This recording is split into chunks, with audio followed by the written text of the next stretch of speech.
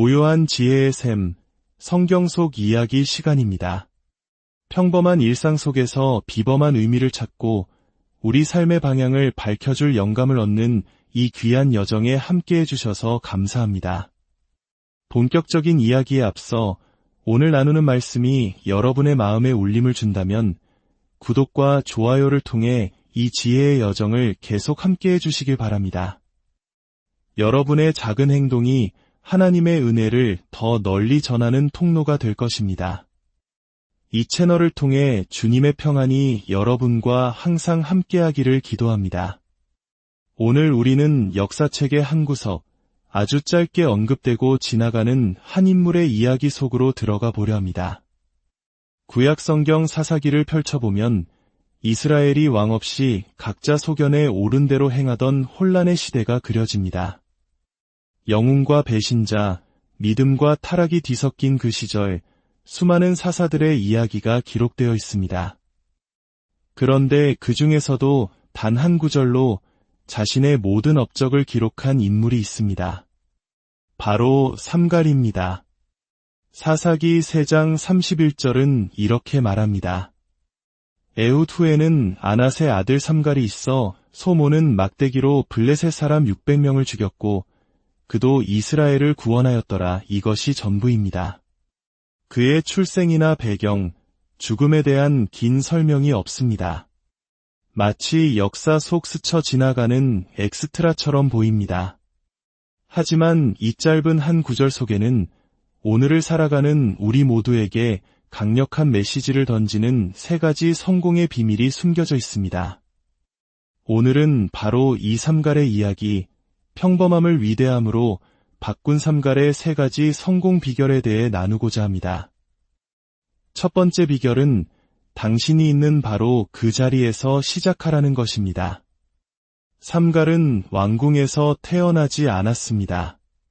그는 막강한 군대를 지휘하는 장군도 유력한 가문의 자제도 아니었습니다.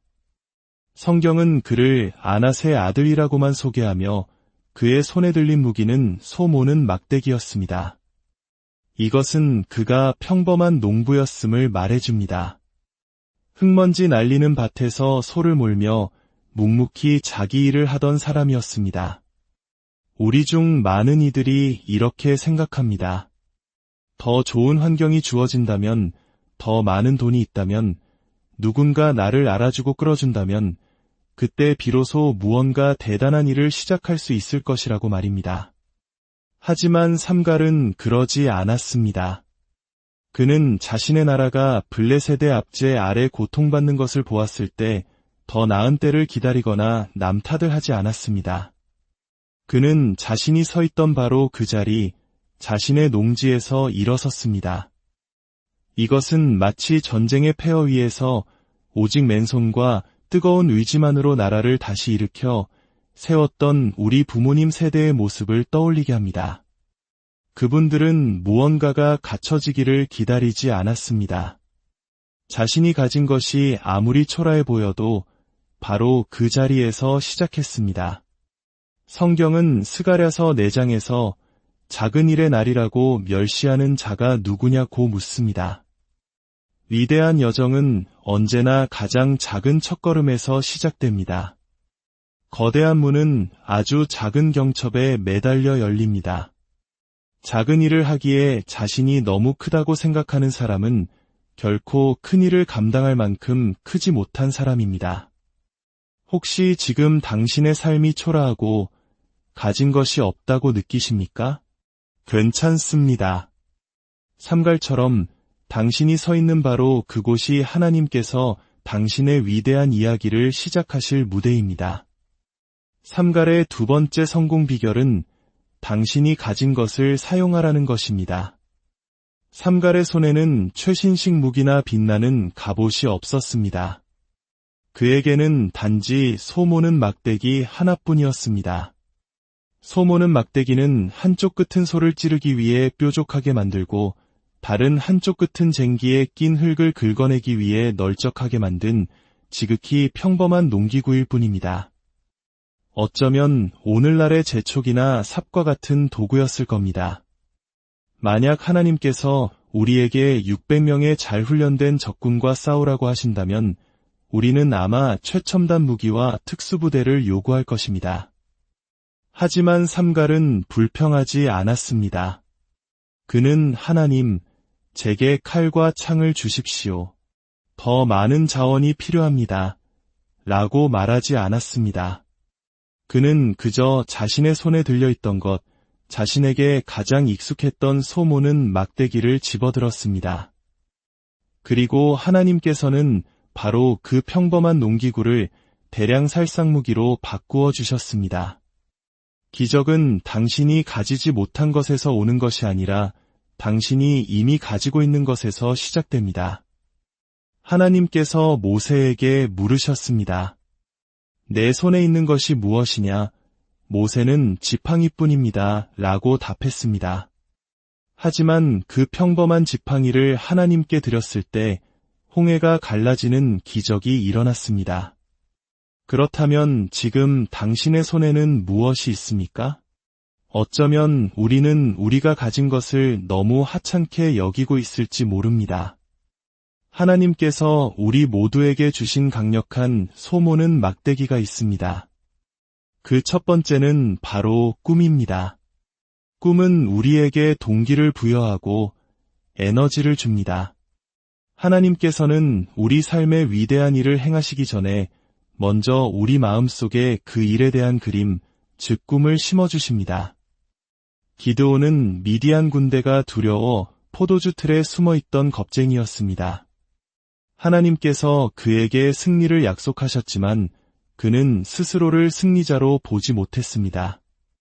그때 하나님께서는 그를 적진으로 보내셨고 그곳에서 한 병사가 꿈꿈 이야기를 엿듣게 하십니다. 보리떡 한 덩이가 굴러와 우리 장막을 쳐서 무너뜨리는 꿈을 꾸었네. 그 말을 들은 다른 병사가 이는 다른 것이 아니라 바로 기드온의 칼이다. 라고 해석하는 것을 듣고 기드온은 비로소 자기 마음속에 승리의 그림을 그리게 되었습니다. 그리고 그는 약속만으로는 할 수 없었던 위대한 승리를 이뤄냈습니다. 여러분, 하나님이 주신 꿈을 붙잡으십시오. 그것이 당신의 현실을 이끌어갈 강력한 힘이 될 것입니다. 두 번째로 당신이 가진 것은 열정입니다. 삼갈이 600명의 전사와 싸울 수 있었던 것은 그의 마음속에 불타는 열정이 있었기 때문입니다. 열정 없는 사람은 아무것도 이룰 수 없습니다. 놀랍게도 열정을 의미하는 영어 단어 인수지혜점은 하나님 안에라는 헬라어에서 유래했습니다. 즉, 진정한 열정은 내 안에 계신 하나님으로부터 나온다는 의미입니다. 성경 속에서 열정은 하나님의 시간표를 앞당기는 기적을 일으켰습니다. 혈루증을 앓던 여인은 수많은 군중 때문에 예수님께 다가갈 수 없었지만 옷자락이라도 만지겠다는 열정으로 예수님의 발걸음을 멈추게 했습니다. 눈먼거지 바디메오는 사람들이 조용히 하라고 꾸짖어도 더욱 크게 다윗의 자손 예수여 나를 불쌍히 여기소서 라고 외쳤고 그의 열정은 예수님의 계획에 없던 치유의 기적을 불러왔습니다. 가나의 혼인잔치에서 예수님은 내 때가 아직 이르지 않았다고 말씀하셨지만 아들 안에 있는 능력을 믿었던 어머니 마리아의 열정은 물을 포도주로 바꾸는 첫 번째 기적을 이끌어냈습니다. 혹시 당신의 삶이 무기력하게 느껴진다면 당신 안에 잠자고 있는 하나님을 향한 열정을 깨우십시오. 당신의 열정이 하나님의 기적을 일으키는 스위치가 될 것입니다. 마지막으로 삼갈의 세 번째 성공 비결은 당신이 할 수 있는 것을 하라는 것입니다. 하나님은 우리에게 불가능한 일을 요구하지 않으십니다. 그분은 단지 우리가 할 수 있는 일을 하기를 원하십니다. 삼갈은 혼자서 600명을 상대하는 것이 불가능해 보였지만 그는 자신이 할 수 있는 일, 즉 손에 든 막대기를 휘두르는 일에 최선을 다했습니다. 우리가 할 수 있는 것을 할 때 하나님께서 우리가 할 수 없는 일을 해주십니다. 그렇다면 오늘 우리가 할 수 있는 일은 무엇일까요? 첫째, 우리는 기도할 수 있습니다. 기도는 결코 나약한 자들의 마지막 수단이 아닙니다. 그것은 우리가 사용할 수 있는 가장 강력한 능력입니다. 예수님께서는 요한복음 14장에서 내 이름으로 무엇이든지 내게 구하면 내가 행하리라고 약속하셨습니다. 우리의 기도는 그것을 드린 사람의 생명보다 더 오래 살아남아 세상을 변화시킵니다. 당신은 오늘 무엇을 위해 기도하고 있습니까? 둘째, 우리는 집중할 수 있습니다. 사탄이 우리의 비전을 파괴하는 가장 쉬운 방법은 우리에게 또 다른 비전을 주는 것입니다. 하나의 비전에 집중해야지 두 개의 비전으로 나뉘는 순간 그 비전은 힘을 잃습니다. 예수님께서 롯의 철을 기억하라고 하신 이유를 생각해 보십시오. 그녀는 뒤를 돌아보았기 때문에 소금 기둥이 되었습니다. 과거에 얽매이거나 주변을 두리번거리지 말고 하나님께서 주신 목표에 시선을 고정하십시오. 여호수아 한 장은 형통한 삶의 비결을 명확히 알려줍니다. 이 율법책을 내 입에서 떠나지 말게 하며 주야로 그것을 묵상하여 그리하면 내 길이 평탄하게 될 것이며 내가 형통하리라. 우리의 하루는 누구에게나 똑같이 24시간이라는 황금 객차가 주어집니다. 이 객차를 무엇으로 채우느냐에 따라 우리 인생의 방향이 결정됩니다. 하나님의 말씀을 묵상하며 그 객차를 채우고 당신의 입술로 그 말씀을 선포하십시오.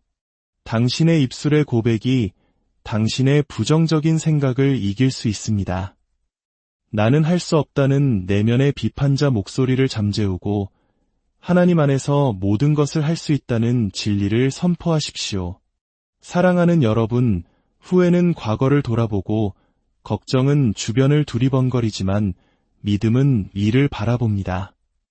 사람은 패배했을 때 끝나는 것이 아니라 포기했을 때 끝나는 것입니다. 윈스턴 처칠은 이런 말을 했습니다. 불독의 코는 뒤로 들려 있어서 무언가를 물고도 계속 숨을 쉴 수 있다.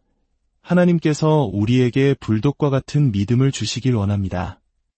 한번 붙잡은 하나님의 약속과 꿈을 결코 놓지 않는 끈기, 어려움 속에서도 계속해서 믿음으로 숨 쉴 수 있는 능력을 주시길 기도합니다. 이제 잠시 눈을 감고 조용히 생각해 봅시다. 어쩌면 이 메시지는 오늘 바로 당신을 위해 준비된 것일지 모릅니다.